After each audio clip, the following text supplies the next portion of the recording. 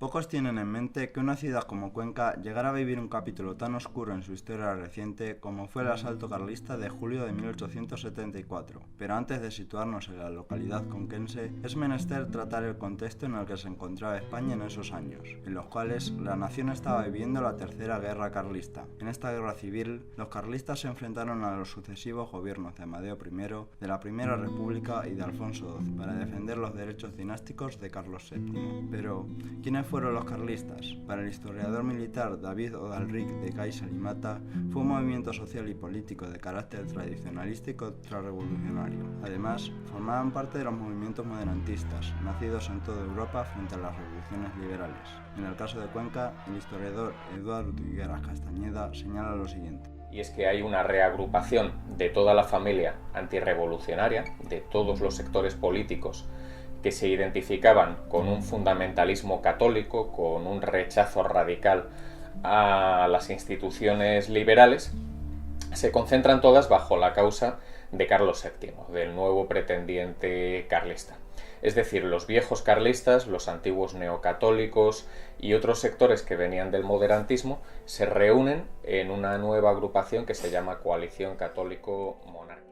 En este contexto, el carlismo en la localidad no suponía una mayoría dentro de la población, sino una minoría que empezó a organizarse desde la Revolución de 1868. Por ejemplo, en el municipio de Huete se llegaron a registrar una serie de disturbios por parte de unos paisanos con boinas rojas que gritaban en contra de la República, momento en el cual la Guardia Civil tuvo que actuar. Para 1871, el bando carlista estaba empezando a ser una amenaza para el sector republicano y liberalista de Cuenca. Ahora bien, estas manifestaciones de rebeldía no eran muy comunes dentro del carlismo conquense, ya que, como bien explica Castañeda, el carlismo en Cuenca apostaba generalmente por la vía política. Era un carlismo que estaba más dominado por los sectores neocatólicos, que apostaban por la prensa, apostaban por la organización, apostaban por combatir al liberalismo con las instituciones liberales, con el voto, con la opinión pública, pero no, o al menos no de manera inmediata, mediante una rebelión armada.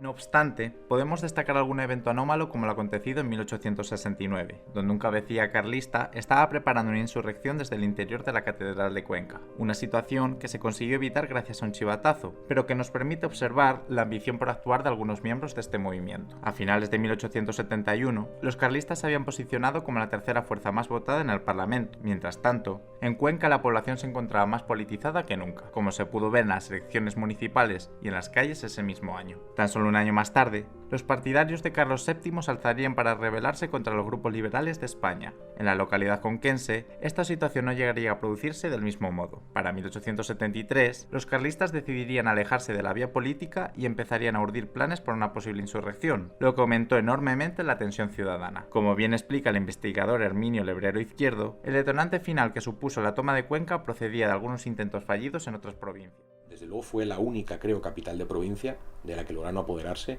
Venían de intentarlo en Teruel unos días antes. En Teruel fueron rechazados y lo que hicieron las distintas columnas que habían participado en el asalto fallido a Teruel fue confluir sobre Cuenca. O sea que tampoco había realmente ningún plan previo para apoderarse de Cuenca. Yo creo que fueron las circunstancias las que hicieron que ante el fracaso de Teruel decidieran intentarlo en Cuenca. Quizás también... Mientras tanto, el periódico El Eco de Cuenca, que estaba liderado por un miembro del grupo Voluntarios de la Libertad y que era el órgano directivo del Partido Radical en la capital y en la provincia, no estaba en su mejor momento. Debido a su posicionamiento político y al ser el principal referente propagandístico contra los carlistas, la tensión en la redacción era cada vez mayor. Con el comienzo del asalto de Cuenca por parte de los partidarios de Carlos VII, varios miembros del periódico decidieron huir de la localidad por miedo a ser procesados o incluso ejecutados. Un ejemplo de esto es Calixto Jiménez Cano, antiguo alcalde de Cuenca y redactor del periódico, que decidiría escapar a Madrid y abandonar la vía política. En cuanto a los miembros que formaban parte del grupo Voluntarios de la Libertad, pasaron de ser 400 activos a tan solo 150 cuando llegó el día del asalto, lo que demostraba la incapacidad de actuación de los grupos libertarios de la localidad y nos adelantaba la llegada de una etapa oscura a Cuenca. Tras el fin del asalto por parte de los carlistas, la ciudad se encontraba en un estado lamentable, como bien nos señala Higueras. Cuenca sufrió en todos los aspectos. O sea, en primer lugar, si la hacienda municipal estaba absolutamente arruinada, después del saqueo y de las exacciones de 1873 y sobre todo de 1874, muchísimo más. O sea, Cuenca era un ayuntamiento pobre, con pocos fondos, que apenas le daba para pagar sus gastos corrientes. Pese a que se estaba cerniendo un asalto sobre Cuenca, a nivel nacional los carlistas ya empezaban a flaquear tras varios asaltos fallidos a algunas capitales de provincia, como la de Bilbao, que supuso un duro golpe para la moral de este grupo. Por ello, a la hora de hablar de la toma de Cuenca, debemos tener en cuenta que no era un fiel reflejo de lo que estaba sucediendo en el resto de España. Es cierto que había partidas más impulsoras de la guerra, que provocaron situaciones de gran violencia donde cayeron conquenses de ambos lados, pero estos conflictos tan solo representaban una pequeña parte de todo lo que estaba aconteciendo en la ciudad. Los saqueos, secuestros y asesinatos a republicanos y liberales son algunas de las escenas más comunes que se vivieron durante esos días. Una causa que propició esto fue la falta de ayuda que se recibió frente al bando carlista por parte de agentes externos. Esta situación tan dantesca y salvaje provocó momentos verdaderamente inauditos en algunas calles de la localidad, como bien nos describe Izquierdo. Da una idea el salvajismo y la confusión de los carlistas al entrar y que algunas de las víctimas eran carlistas. Algunos de los que fueron asesinados por los carlistas al entrar eran carlistas de Cuenca. Luego, posteriormente, después de la edificación del monumento y en las sucesivas procesiones cívicas y con el paso de los años, se asimiló que todos los mártires eran liberales, eran republicanos, eran socialistas, pero no es cierto, porque por lo menos 2 de las personas que fueron asesinadas eran carlistas y eran carlistas reconocidos. Ante esta situación, la economía y el empleo se encontraban en un momento de parálisis absoluta, ya que el principal motor económico, que era la explotación maderera, no se podía llevar a cabo como consecuencia de que esas áreas se encontraran ocupadas por el grupo carlista. A esto se le sumaría que el entorno urbano de la ciudad se encontraba altamente deteriorado y que muchos ciudadanos habían decidido huir de Cuenca por miedo a represalias. En definitiva, para finales de 1874, la localidad conquense había pasado de ser un ayuntamiento pobre, que todavía podía salir del hoyo económico en el que se había metido, a una ciudad totalmente destruida y con muy pocos atisbos de prosperar. Aún con esta imagen tan desoladora, ciudadanos y comerciantes de pueblos de alrededor unieron fuerzas en la localidad para volver a hacerla florecer durante un breve periodo de tiempo, como bien nos comenta Izquierdo. Salva a Cuenca es que hay muchas partes de la provincia que están aún peor y se empieza a producir una emigración desde pueblos de la provincia a Cuenca. Eso va haciendo que la población suba en la ciudad, no mucho, pero lo suficiente para mantener cierto dinamismo. Lo que pasa es que 10 años después, la epidemia de cólera del 85 en Cuenca capital es brutal, mucho más que en la provincia. De hecho, registra algunos de los índices de mortalidad más altos de toda España. Y todos estos factores hacen que hasta ya la década de los 90 no podamos hablar de cierta recuperación. Mientras Cuenca estaba viviendo un periodo de tinieblas, lo ocurrido en la ciudad se había convertido en un símbolo para el discurso liberal, ya que representaba la crueldad y el salvajismo del bando carlista. Numerosos periódicos a nivel nacional e internacional trataron este episodio de la Tercera Guerra Carlista a través de grabados y noticias como recuerdo de lo que significaba el carlismo. El escritor e historiador Ángel Luis López Villaverde señala la importancia de este conflicto para posteriores sucesos como fue la Restauración Española.